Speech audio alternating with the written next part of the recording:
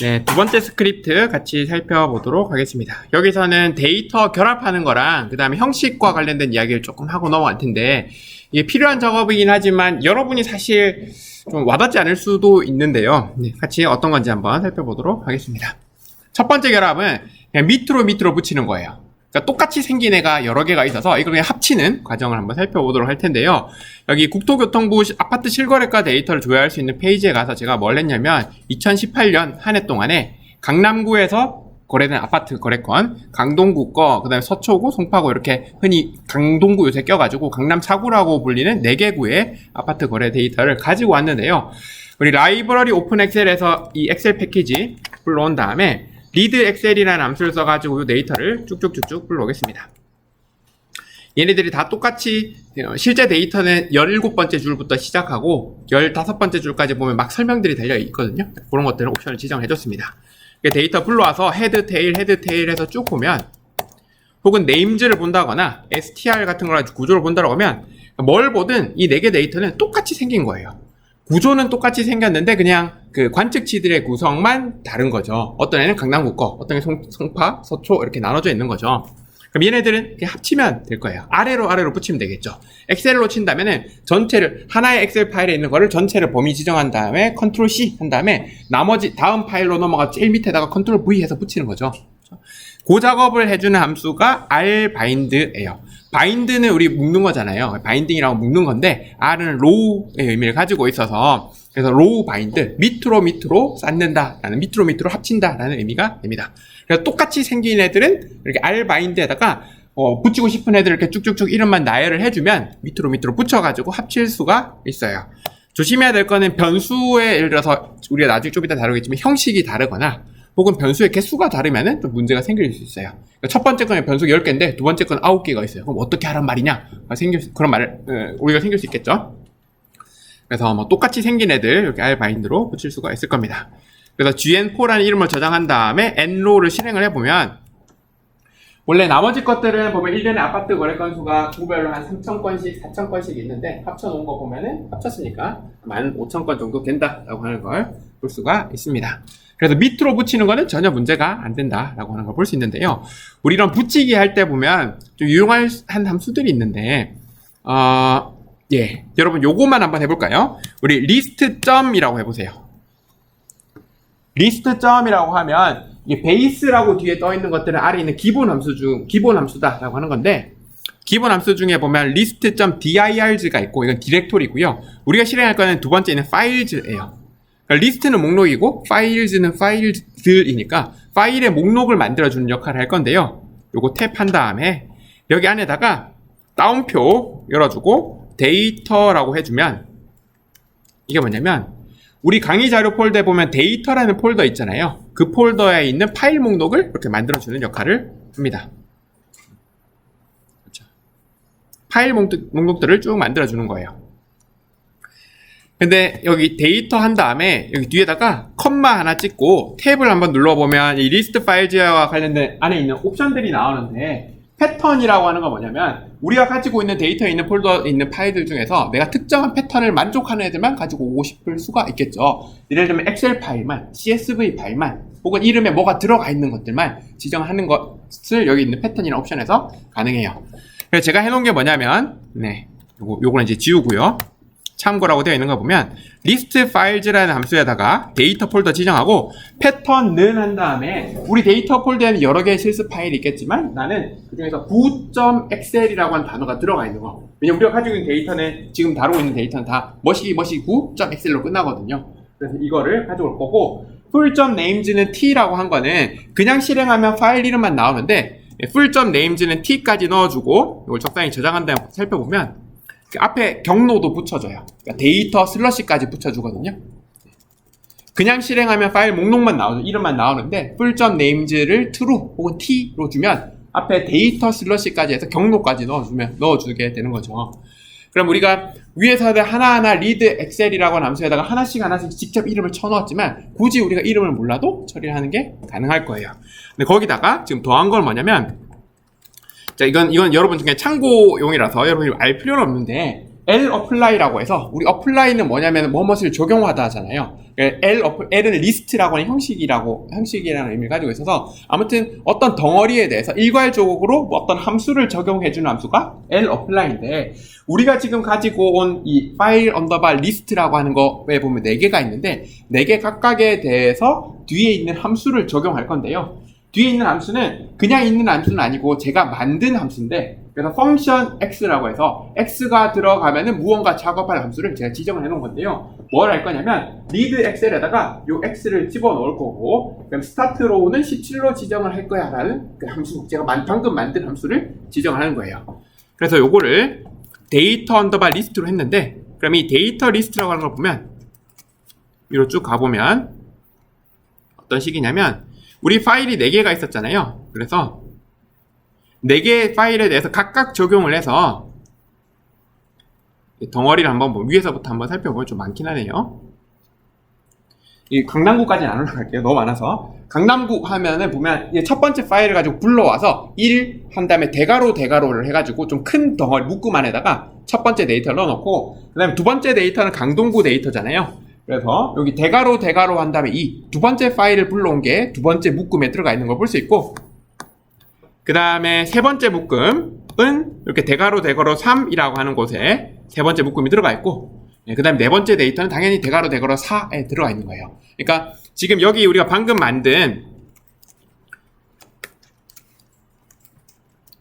조금 우리한테 어색한 개념일 수 있는데 방금 만든 데이터 언더바 리스트라고 하는 거에는 데이터가 하나가 들어가 있는 게 아니라 4개의 데이터가 각각 영역이 구분되어 가지고 들어가 있는 데이터예요. 근데 이걸 어떻게 하냐면 doCall이라는 함수에다가 집어넣어 가지고 나 이 4개의 덩어리를 rbind 순차적으로 하나씩 아래로 붙일 거야 라고 해보면 full 데이터라고 하는 게 결국 우리가 위에서 만든 gm4라고 하는 것과 똑같은 작업을 할 거예요.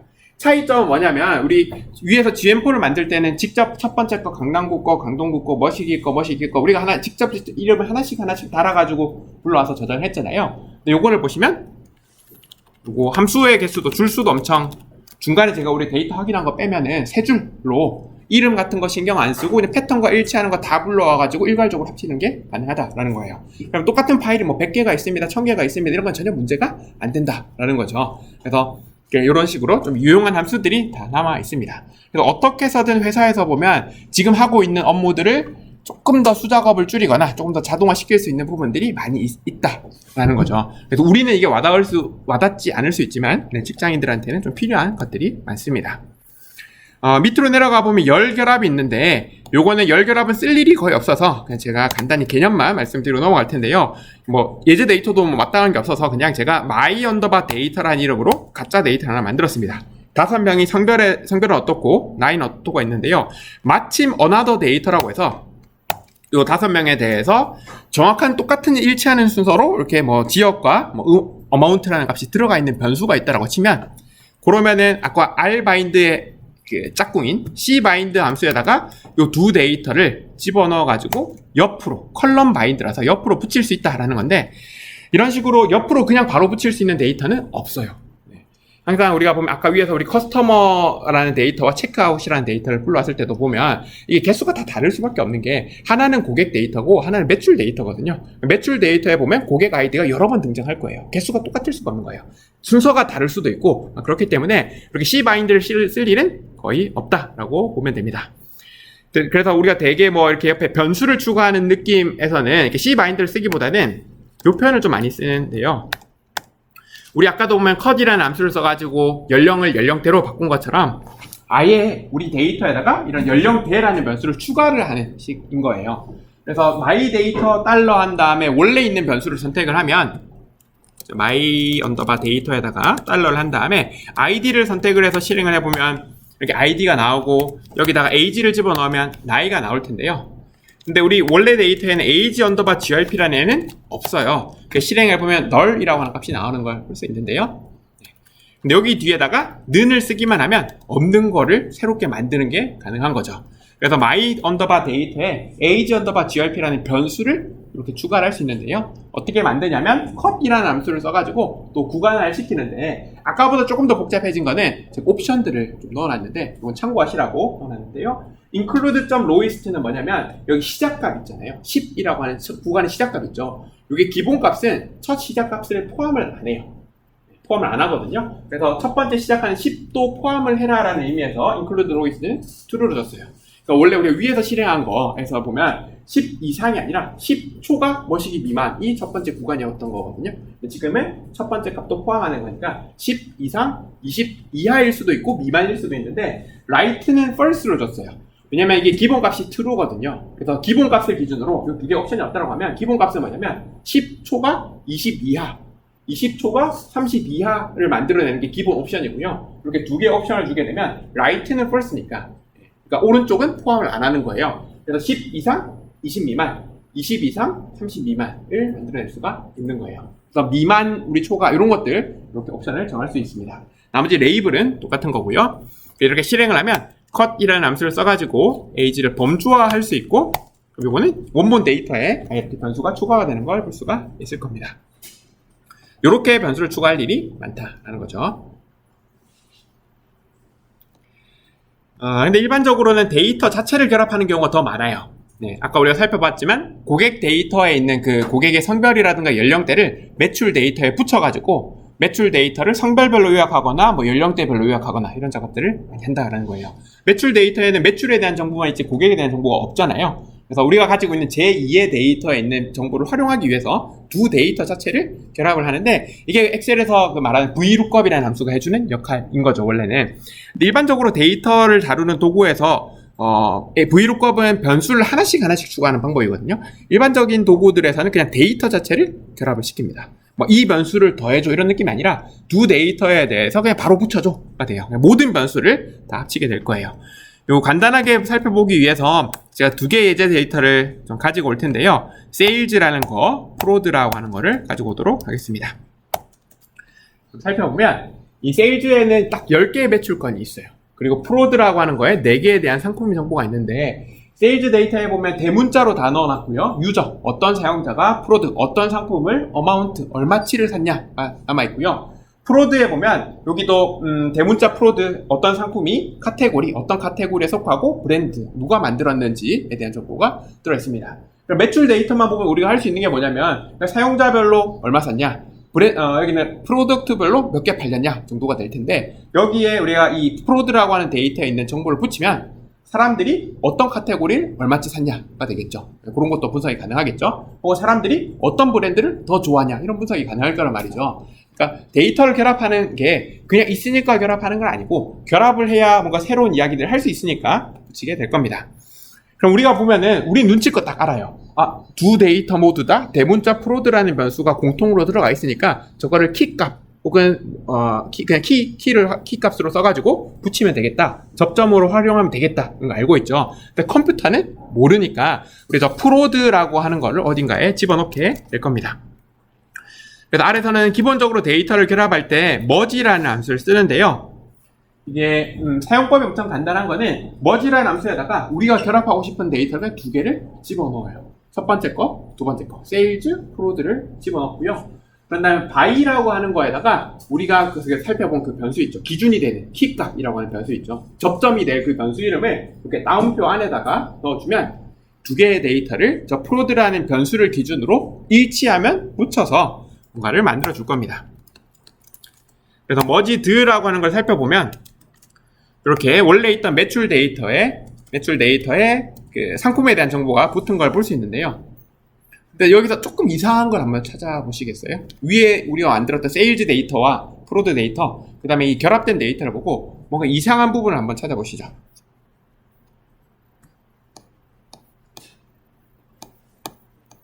무언가 이상한 게 하나 있을 거예요.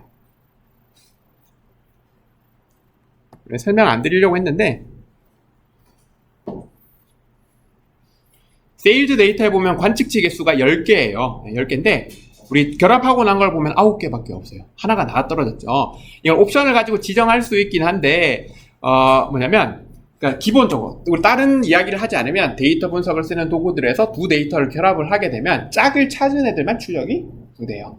그래서 제가 세일즈 데이터에 보면 일부러 E라고 하는 여섯 번째 보면 E라고 하는 상품, 그러니까 상품 정보에는 없는 E라고 하는 애를 넣어놨거든요. 그래서 요거는 짝이 없는 거예요. 출력될 때 짝이 없다 보니까 얘는 나가 떨어지고 나머지 9개에 대한 정보만 나온 걸 볼 수가 있습니다.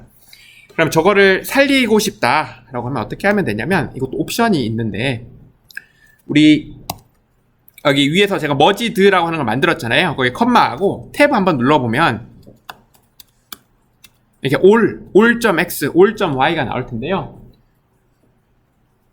우리가 머지라는 함수에서 첫 번째 들어간 데이터의 별명이 x, 두 번째 데이터의 별명이 y가 돼요. 그래서 기본적으로는 짝을 찾은 애들만 나오게 되겠지만, 난 예를 들어 첫 번째 있는 세일즈라는 데이터에 있는 관측치들은 짝이 없어도 출력하고 싶다. 매출 데이터니까, 이건 중요한 데이터니까요. 그럴 경우에는 첫 번째 데이터니까, 별명이 x니까 all.x라고 하는 애를 선택을 하고, t 혹은 대문자로 true, 대소문자 구분 있어요. t 혹은 true를 넣어주고 실행을 하게 되면 all.x가 첫 번째에 있는 데이터는 관측치들은 짝이 없어도 다 보여줘 라는 의미가 되니까, 여기 보면은 이제 10개가 다 나오는데, 대신 E라고 하는 상품은 상품 정보를 못 찾았으니까 NA라고 해서 여기 있는 카테고리와 브랜드는 비어있다 라고 하는 걸 볼 수가 있을 겁니다.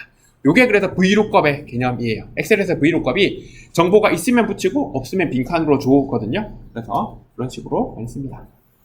머지에서 all.x는 true 쓰는 게 기본값이라고 생각할 수가 있어요. 그럼 우리도 이제 뭐 간단하게 실습을 하나 하고 넘어갈 텐데요. 유저라는 데이터를 제가 또 만들어 놨어요. 그럼 우리 세일즈라는 데이터가 있고 유저라는 데이터도 있죠. 세일즈라는 데이터에 보면 10개의 매출건이 있는데, 여기에 보면 유저라고 하는 아이디가 있고, 방금 불러온 소문자 유저 데이터에도 보면 유저라는 정보가 있어서 여기에 보면 성별도 있고 연령대도 있으니까 두 개의 데이터를 붙여서 예를 들면 뭐 성별별로 얼만큼 팔았는지 그런 데이터 요약이 가능할 거예요. 우리 머지 함수를 써서 두 데이터 결합하는 거 한번 해보고, 여유가 되면은 결합한 데이터를 가지고 뭐 성별별로 어마운트의 평균까지 구해보면 좋을 것 같습니다. 머지 함수 한번 실습해보고 다음으로 넘어갈게요.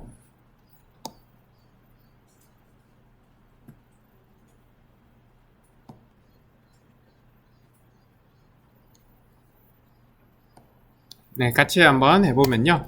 머지라는 함수에다가 데이터를 집어넣었는데, 순서는 사실 크게 상관없긴 하지만 대부분 이제 개념상, 우리가 익숙한 개념상 좀 큰 데이터 있죠. 큰 데이터를 건수가 많은 애를 먼저 넣는다 라고 생각하면 돼요. 그래서 세일즈를 집어넣고 유저 집어넣은 다음에 by는 이라고 하는 것 뒤에다가 기준이 되는 변수, 결합의 기준이 되는 변수 이름 대문자 유저를 넣어주면 이렇게 원래 일단 매출 데이터에 섹스랑 에이지를 붙일 수가 있고, 여기에다가 아까 했던 것처럼 파이프라인 붙여서 그룹 언더바 바이에 뭐 성별 놓고 서머라이즈를 해서 어마운트의 합계 이런 것들을 구할 수 있다 라는 거죠. 성별별로 얼만큼 팔리냐 이런 이야기들을 할 수 있다 라는 거. 그래서 결합을 하는 이유도 우리가 같이 한번 살펴봤습니다. 그래서 데이터 결합은 그냥 머지랑 알바인드만 기억하시면 돼요. 이건 크게 어려운 일은 아닌데, 조금 귀찮은 작업이 밑에 있는 형식과 관련된 것들이에요. 이게 R 이런 도구들이 생각보다 형식은 좀 많이 안 따지는 편이긴 한데, 그래도 우리가 형식과 관련된 것들을 좀 이야기를 해야 되는데, 앞에 있는 것들은 무시하셔도 큰 문제는 없고요. 그 날짜와 관련된 것들은 조금 더 집중을 해주면 좋습니다. 우리 str이라는 함수에다가 아까 결합해 놓은 gm4라고 하는 걸 집어넣으면 이게 변수 이름들 쭉 나오죠. 관측치 개수, 변수 개수 나온 다음에 변수 이름 쭉 나오는데, 그 옆에 보면은 이게 형식의 이름인데요. 지금 이 데이터에는 보면은 다 CHR, 캐릭터라고 변수 형식들이 잡혀 있는데, 모든 변수가 다 캐릭터죠. 네, 생각해보면 층 한번 보시면 4, 2, 1, 2, 4층, 2층, 1층, 2층이거든요. 요거 숫자가 더 맞을 거잖아요. 그 다음에 건축 연도 같은 경우 1987, 1987년, 몇 년 이런 거죠. 근데 이것도 숫자가 맞을 텐데, 지금 보면 다 이렇게 캐릭터로 잡혀 있는 이유는 뭐냐면, 나중에 엑셀 파일 한번 직접 열어보면 엑셀 파일 안에서 형식이 다 글자, 텍스트로 다 잡혀 있어요. 엑셀에서의 형식이 텍스트니까 R로 불러올 때도 그 형식을 좀 존중해서 다 글자로 저장해 놓은 걸 볼 수가 있는데, 근데 이렇게 되면 문제가 되는 게, 예를 들어서 우리가 여기 보면 거래 금액이라고 하는 걸 가지고 어떤 아파트 동별로 혹은 단지별로 평균적으로 얼만큼의 거래가 되는지를 계산하고 싶은데, 캐릭터는 평균을 구할 수 없거든요. 그렇죠. 캐릭터에 대한 평균을 구할 수 없기 때문에 이런 애들은 우리가 형식을 바꿔서 정수형으로 바꿔주는 작업들을 해야 될 겁니다. 그 다음에 지금은 여기는 없지만 날짜 같은 것들이 있다. 계약 연월은 월 1이 없으니까, 그렇죠? 1이 없고 날짜 같은 게 있다라고 하면 날짜에 대해서 형식을 날짜 형식으로 바꿔줘야 그림을 그려도 뭔가 날짜의 느낌으로 그림이 그려질 거예요. 그래서 형식 같은 걸 좀 따져야 되는데요. 요거는 크게 우리가 살펴보기엔 조금 지루한 작업일 수 있어서 제가 몇 가지만 말씀을 드리면, as점으로 시작하는 함수들이 엄청 많습니다.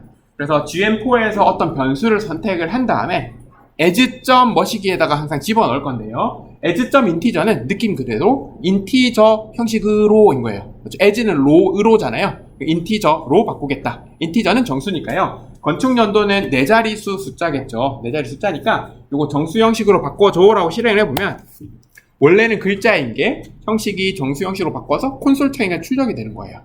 이게 우리가 방금 as 인티저를 실행했다라고 해서 원래 있던 건축 연도라는 변수의 형식이 바뀌는 건 아니다라는 거예요. 원래 데이터는 그대로 캐릭터로 남아 있습니다. 우리는 그냥 그걸 가져와서 한번 형식을 바꾼 다음에 콘솔장에 출력을 해본 거고요.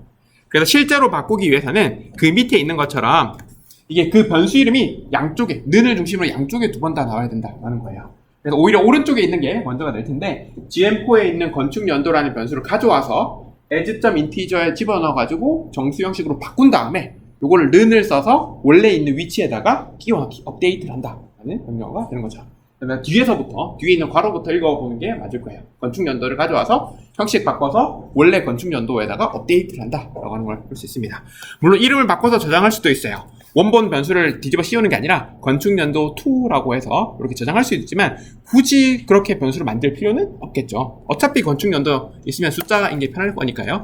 만들 수 있고, 전용 면적 같은 경우에는 이게 면적이기 때문에 소수점이 있거든요. 얘는 정수가 아닌 거예요. 그래서 그냥 일반적인 그 소수점을 포함하고 있는 숫자의 의미를 가지고 있는 뉴머릭이라고 하는 형식으로 바꿀 수 있는데, 이 변수는 보면 이름이 좀 특이한 게 전용 면적하고 괄호 열고 제곱미터가 들고 괄호 닫힌 게 볼 수 있는데요. 기본적으로 데이터의 이름에는 그 우리 글자 있죠. 알파벳들, 한글 포함해서 알파벳과 숫자와 언더바와 점만 쓸 수 있도록 되어 있어요. 뭐 숫자도 쓸 수 있는데 숫자로 시작하면 안 되거든요. 얘는 특수 문자가 들어가 있는 거죠. 쓸 수는 있어요. 특수 문자 포함해 쓸 수 있는데, 근데 그렇게 특수 문자 같은 게 들어가게 되면 변수 이름을 그냥 쓸 수는 없고 이렇게 이상한 따옴표를 달아줘야 돼요. 이 이상한 따옴표는 뭐냐면 우리 ESC 키 밑에 숫자 1 옆에 우리 물결 표시하는 거 옆에 있는 같이 있는 그 이상한 따옴표 있죠? 그게 달려 있어요. 근데 이거를 그냥 하지 말고 우리 GN4 하신 다음에 달러 해서 뭘 찾아볼 거냐면 거래금액 10,000원이라고 하는 거 해보면 이거 찾아가봐요. GM4 달러 한 다음에 거래금액 10,000원 한 다음에 탭을 눌러보면 여기도 괄호가 있거든요. 괄호는 이상한 특수 문제예요. 규칙에 어긋나는 거거든요. 원래는 쓸 수 없지만 뭐 엑셀에 있는 그 이름을 존중하기 때문에 이걸 탭으로 선택해보면 원래 다른 변수들 같은 경우에는 이상한 따옴표가 안 달려 있는데 얘는 이상한 특수 문자가 껴있기 때문에 이상한 따옴표가 달려 나온 걸 볼 수가 있습니다. 그렇죠? 이렇게 거래금액 10,000원, 전용 면적 이런 애들 달려 있으니까 보시고요. 우리 같이 하나 실습을 해볼 텐데 우리 데이터 중에 시군구라는 변수가 있거든요. 시군구라는 변수를 보면 이건 글자 형식이긴 한데 서울특별시 무슨 구 무슨 동까지예요. 그러니까 이게 구별로 동까지의 단위가 있는데 지금 우리의 건수가 뭐 15,000건이 있긴 하지만 여기 구는 동은 한정적일 거란 말이죠. 그렇게 좀 적진 않겠지만 한정적이기 때문에 얘는 일종의 범주형 변수 형식이라고 볼 수 있고, 그래서 얘를 범주형 변수 형식으로 한번 바꿔보도록 하겠습니다. 그럼 먼저 변수를 선택을 하는 거예요. GN4라고 하는 데이터 이름 넣고 달러를 눌렀을 때 시군구가 제일 먼저 나오죠. 탭으로 선택해주고요. 요거를 2번 써야 되기 때문에 범위 지정해서 컨트롤 C 복사를 하고 는이라고 하는 거 뒤에다가 이걸 범주형 변수 형식으로 바꿔야 되니까 as.factor라는 함수를 쓸 거예요. 그래서 as.이라고 해보면 as.으로 시작하는 함수가 엄청 많은데 그 중에서 factor를 선택을 해주고 요 안에다가 복사한 거를 붙여넣기를 합니다. 우리가 명령어는 앞에서부터 만들어 왔지만 실제 실행되는 건 뒤에서부터일 거예요. 그래서 시군구라는 변수를 가져와서 범주형 변수 형식으로 바꿔서 원래 있던 시군구의 위치에다가 갈아 끼운다, 업데이트를 한다 하는 명령어가 될 겁니다. 이렇게 뭐 grep L 이렇게 뜨는 거는 무시하라고 했고요. 그런 다음에 str이라고 하는 걸 실행을 해보면 위에 있는 str 이런 걸 실행해보면 시군구라는 변수가 우리가 지정한 것처럼 이렇게 팩터 형식으로 잘 바뀌어 있는 걸 볼 수가 있습니다. 건축 연도도 형식이 이렇게 잘 바뀌어 있을 거예요. 이런 식으로 형식 맞추는 작업들을 하는 겁니다. 이게 좀 귀찮을 수 있는데 저는 형식들이 맞아야 뭔가를 할 수 있는 게 맞아요. 근데 뭐 형식 중에서 제일 중요한 게 날짜거든요. 어떤 회사건 날짜가 엄청 중요해요. 날짜 시간에 따라서 요약도 많이 하고 있고, 그 데이터 분석할 때 그런 의미들을 가지고 있는, 날짜나 시간들이 많은 의미를 가지고 있기 때문에 그 형식을 맞춰줘야 되는데, 웨더라고 해서 2017년에 날씨 데이터를 제가 모아놓은 게 있는데, 요거 불러온 다음에 제가 대표로 헤드를 한번 실행해 볼게요.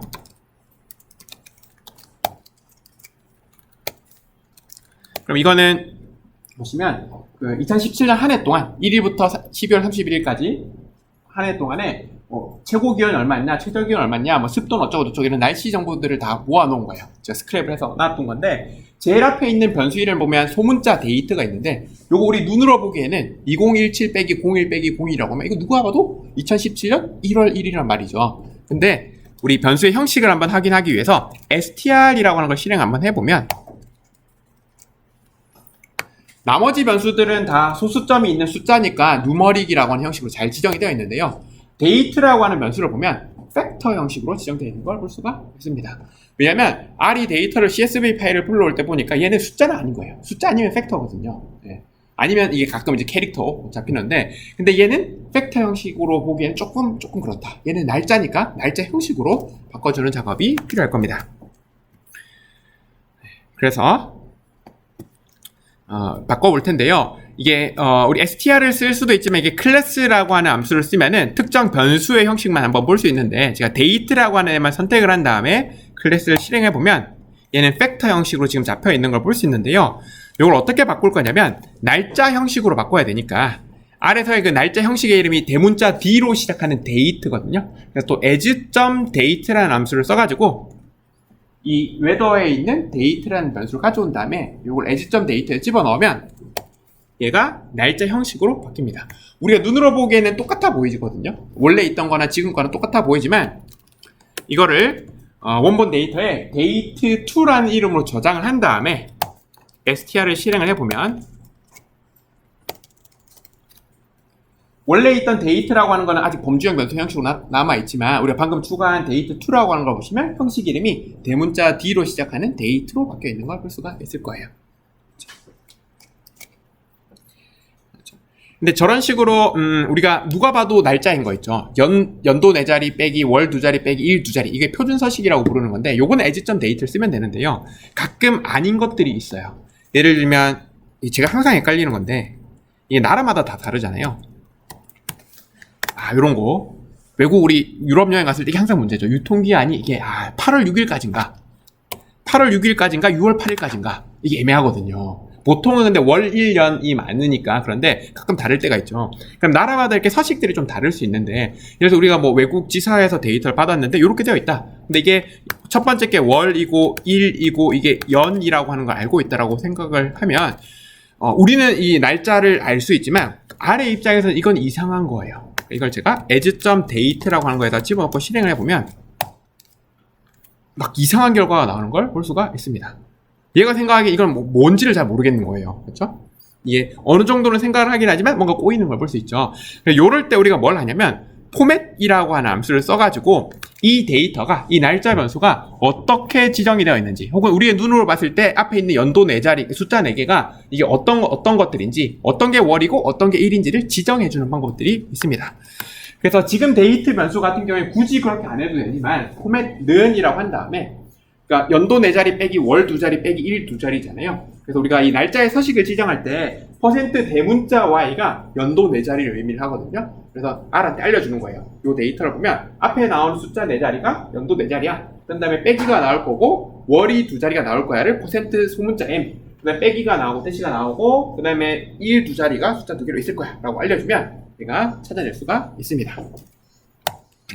이렇게 요거 똑같은데 얘를 제가 위에서 만든 거에서 포맷이라고 한 다음에 R한테 알려주는 거죠.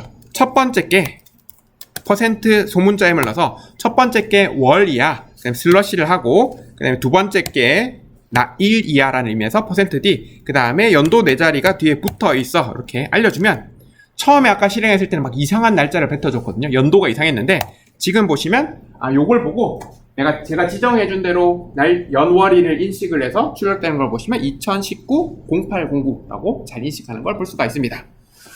근데 예를 들어서 어떤 회사 같은 경우에는, 어떤 나라 같은 경우에 이게 1월이 바뀔 수가 있다라고 하면, 이게 사실은 6월 8일이었다라고 생각해보면, 첫 번째 나오는 게 날짜고, 중간에 있는 게 월이야라고 알려주면, 이번에는 6월 8일로 날짜가 바뀌는 걸 볼 수가 있죠.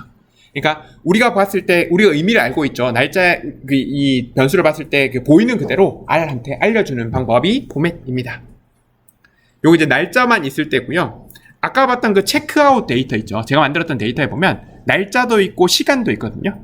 날짜 시간을 좀 맞춰줄 때는 as date를 쓸 수는 없고 strp time이라는 함수에다가 이 형식이 잘못되어 있는 날짜 시간 변수를 집어넣고 나중에 포맷 는이라고 하는 거에다가 서식을 집어넣어주면 이것도 인식할 수가 있을 겁니다. 그래서 여기 형식들이 여러 개가 있는데 퍼센트 대문자 y는 4자릿수 연도, 그다음에 퍼센트 소문자 y는 2자릿수 연도예요. 지금은 이게 뭐 밀레니엄 때 한번 난리를 겪고 나서 2자릿수 연도를 잘 안 써서 지금 보통 4자릿수 연도일 거고요. 그 다음에 또 우리가 알아두면 좋은 거는 J를 쓰면 1차가 나올 거예요. 이 해의 몇 번째 날인가가 나올 거고, 대문자 U를 쓰게 되면 이게 이 해의 몇 주 차인가도 우리가 나중에 뽑아낼 때 쓸 수 있을 거고요.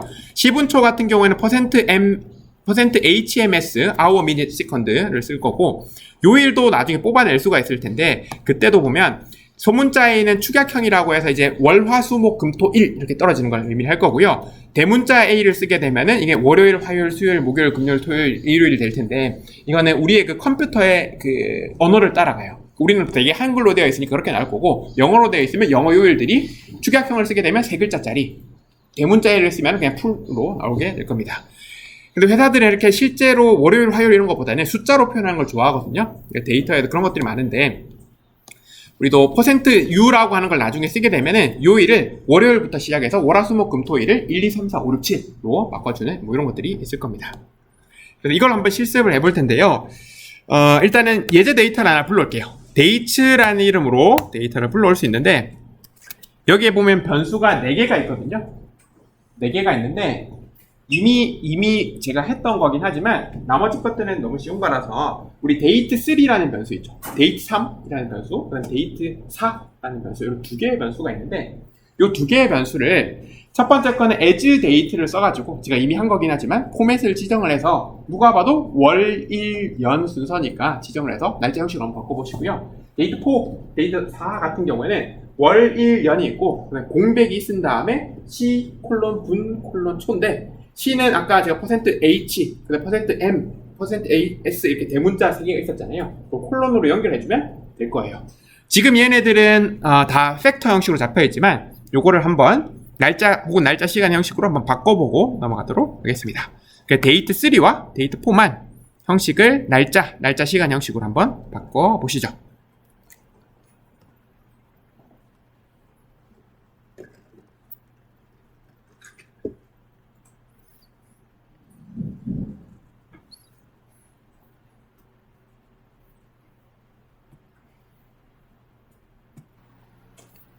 네, 그러면 세 번째 변수 같이 한번 바꿔보도록 하겠습니다.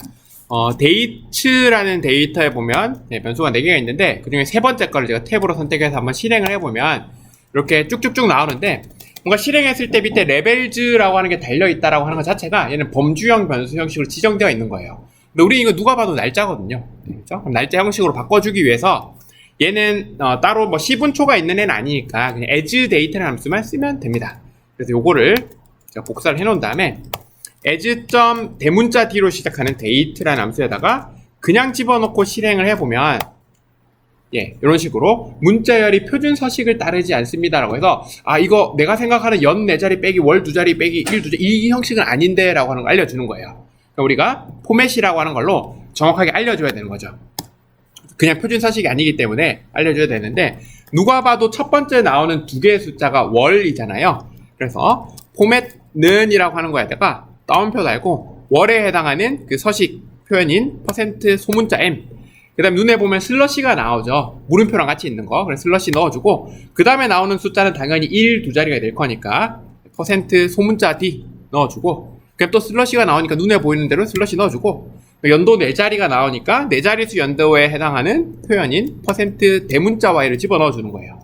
그런 다음에 실행을 해보면 뭐 차이가 없는 것처럼 보이지만 그렇죠? 일단 레벨즈가 떨어진 걸 볼 수 있고 요거를 원래 있던 예를 들어서 데이트 3에다가 이렇게 업데이트를 한 다음에 제가 str을 한번 해볼게요. str에서 데이트를 보거나 혹은 클래스라는 함수에다가 이 변수 데이터 이름 달러 변수 이름을 집어넣고 실행을 해보면 얘는 더 이상 팩터 형식이 아니라 데이트라고 하는 날짜로 바뀐 걸 볼 수가 있을 겁니다. 날짜 형식으로 바꾼 거고요. 네 번째 거는 조금 더 복잡할 수 있는데 똑같은 방법으로 데이트라고 하는 거에서 네 번째 걸 선택해서 실행을 해보면 얘는 앞에 거는 표준 서식이에요. 연월일까지는 괜찮은데 뒤에 시분초까지 달려있는 거예요. 그래서 연월일 시분초까지 달려있는 거는 그냥 as 데이터는 쓸 수 없고 strp time이라는 함수에다 집어넣어야 되는데요. 요거는 서식을 꼭 알려줘야 돼요. 포맷는 이라고 하는 부분에서 제가 빠르게 해보면 연도 4자리가 있고 빼기가 있고 월이 2자리가 나오고 그 다음에 또 빼기 쓴 다음에 일 2자리가 나오고 그리고 눈에 보면 공백이 한 칸 있잖아요. 그래서 한 칸을 띄워줘요. 그런 다음에 퍼센트 대문자 h 시간이 있고 콜론이 나온 다음에 미닛 분이 나오고 그 다음에 초도 있어 라고 하는 거를 이렇게 표현을 해주는 거죠. 괄호까지 닫아줍니다. 그럼 이렇게 실행을 해보면 이렇게 날짜 시간 형태로 바뀌고 뒤에 KST까지 달려오는 걸 볼 수 있는데 이게 타임존이거든요. 우리 시간대? 네, 인 거죠. 그래서 코리아 스탠다드 타임, 그러니까 한국 표준시라고 해서 타임존이 달린 걸 볼 수가 있고요. 나중에 이런 만약에 시차 같은 것들도 고려해서 우리가 뭔가를 계산하는 것도 가능합니다. 미국 시간이랑 한국 시간에 시차가 있잖아요. 시차를 고려해서 똑같은 시간이라 하더라도 시차를 고려해서 몇 시간 차이가 납니다. 이런 것들을 계산하는 것도 가능해요. 그럼 이거를 또 원래 있는 변수에다가 이렇게 붙여넣기를 할 수 있죠. 그럼 역시 str을 한번 다시 실행을 해보면 이렇게 형식이 잘 바뀌어 있는 걸 볼 수 있습니다. 얘는 형식 이름이 좀 복잡해요. POSIXLT라고 되어 있을 거예요. 그럼 이 형식을 왜 바꿨는지를 생각을 해야 되는데 그냥 날짜로 바꾸고 싶어서 이건 아닐 거예요. 날짜 형식으로 바꾸면 할 수 있는 게 많아지는데 지금까지 하신 분들은 그냥 데이트 달러 데이트 4로 해도 되는데 혹시 몰라서 제가 밑에 보면 그 strp 타임을 써가지고 이렇게 형식을 바꾼 거를 그냥 temp date라고 하는 걸 좀 저장을 해놨습니다. 이걸 볼게요. 그럼 temp date에 보면 이렇게 날짜가 있죠. 날짜가 있는데요. 밑에 temp date를 만들었어요. 그걸 어디에 집어넣냐면 포맷이라고 하는 거에다가 제가 집어넣었어요. 함수 이름이 포맷으로 바뀌었어요. 포맷이라는 함수에다가 날짜 변수 혹은 날짜 시간 변수를 집어넣은 다음에 뒤에 포맷는이라고 하는 거에 제가 뭐라고 했냐면 퍼센트 대문자 y년 띄우고 퍼센트 m월이라고 해놨는데요. 이걸 실행을 하면 원래 템프 데이트라고 하는 걸 보면은 이렇게 연월일 시분초가 있는데 내가 다 필요한 게 아닌 거예요. 그 중에서 연 가져와서 뒤에 연이라고 하는 글자 붙이고 월만 가져와서 월이라는 글자까지 붙여가지고 이렇게 내가 원하는 포맷으로 바뀌어주는 걸 볼 수 있고요. 근데 우리가 여기서 제일 많이 하는 기본적으로 해야 되는 건 월 뽑아내기예요. 그래서 한번 따라 해보면 포맷이라고 하는 거에다가 템프 언더바 데이트를 집어넣고 포맷는 한 다음에 아까 나왔던 것 중에 요일과 관련된 것들이 여러 개가 있었는데 다 한번 해보면요. 퍼센트 소문자 A를 하고 실행을 해보면 이렇게 각각의 날짜에 대해서 요일이 토일 어쩌고저쩌고가 이렇게 나올 거예요. 우리가 하나씩 날짜를 찾아가면서 이렇게 작업을 하는 게 아니라 이렇게 퍼센트 A를 가지고 요일을 만든 다음에 예를 들면 원래 있던 데이트 달러 위크 데이즈라고 해서 요일을 의미하니까 WD라는 이름으로 데이터를 이렇게 추가를 하게 되면 우리가 가지고 있던 데이터 옆에다가 이렇게 날짜에 따라서 요일 변수를 추가할 수가 있겠죠. 그렇죠? 이런 식으로 활용할 수 있고요. 위에서 저장하지 말고 여기 있는 소문자 A 대신에 대문자 A를 바꿔보면은 이제 공손하게 월요일, 화요일, 수요일, 요일까지 붙여주는 걸 볼 수 있고요. 아까 봤던 것처럼 소문자 U 이런 걸 해보면 이게 월, 화, 수, 목, 금, 토, 일을 숫자 1, 2, 3, 4, 5, 6, 7로 그 다음에 이게 문화에 따라 다른데 우리도 달력에 보면 1, 월, 화, 수, 목, 금, 토로 되어 있잖아요. 그러면 월요일이 1인 건 똑같지만 일요일을 7 대신에 0으로 잡아서 W를 쓰게 되면은 0, 1, 2, 3, 4, 5, 6을 만들어주기도 합니다. 그 다음 아까 나왔던 것 중에서 보면 아까 대문자 U 이런 걸 쓰면 이 각각의 날짜가 몇 주 차인지 올해를 봤을 때 몇 주 차인지를 또 계산할 수도 있고요. 요거를 소문자 J를 넣고 실행을 해보면 이 날짜가 그 한 해 중에서 1월 1일부터 며칠째인지 이런 것들도 계산해 주는 것들이 많은 거예요. 그러니까 날짜든 날짜 시간 형태든 형식만 잘 맞춰놓고 포맷 함수를 쓰면은 그 날짜와 시간과 관련되어 있는 요소들을 마음대로 뽑아내서 쓸 수가 있죠. 그러니까 파생 변수를 추가를 하는 거예요. 그리고 날짜 같은 경우에는 날짜 차이 연산, 시간 차이 연산 같은 것들도 다 가능할 겁니다. 예를 들어서 제가 우리가 가지고 있던 아까 데이터 있죠. 데이츠라는 데이터에서 세 번째 거, 요거 날짜 가지고 왔었잖아요. 여기다가 더하기 5 해보면 날짜에다가 더하기 5를 하면 각각의 날짜에서 일괄적으로 5일이 지나게 이렇게 할 수도 있고요. 5일씩이 지나간 거예요. 더하기 5를 하게 되면. 그 다음에 날짜 시간 같은 경우에는 네 번째 변수 같은 경우에는 더하기 10을 해보면 원래 거랑 더하기 10을 한 걸 비교를 해보면 요건 초 단위의 연산이 가능해요. 그래서 원래는 1초였는데 10을 더했으니까 11초로 바뀐 걸 볼 수 있고, 그럼 예를 들어 하루를 더하고 싶다라고 해보면 초 단위니까, 그리고 우리가 하루는 24시간이고 각각의 시간은 60분이고 각각의 분은 60초니까 이렇게 해보면 이게 하루씩 이렇게 늘어난 걸 또 볼 수가 있을 겁니다. 그래서 날짜 같은 경우에는 1차 하루 1일을 더할 때마다 하루씩 증가하고, 날짜 시간 같은 경우 1을 더할 때마다 1초씩 증가하니까 이런 것들을 활용해서 뭐 시간을 뭐 바꾼다거나 뭐 차이를 계산한다거나 이런 것들이 가능할 겁니다. 이게 쉽지는 않은 내용인데 이게 좀 필요한 내용이거든요. 그래서 위에 있는 내용들 한번 더 살펴보고 우리 포맷이라는 함수를 써가지고 내가 필요한 요소들만 한번 뽑아내는 거 해보시고요. 우리 체크아웃이라고 하는 아까 살펴본 데이터에다 보면 그 형식들 중에 보면 데이트 타임이라고 해서 제가 날짜 시간을 넣어놓은 게 있거든요.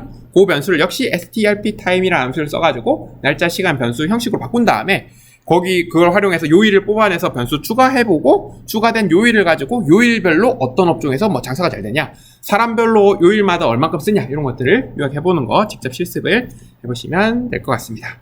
그럼 요 스크립트는 여기까지 하겠습니다.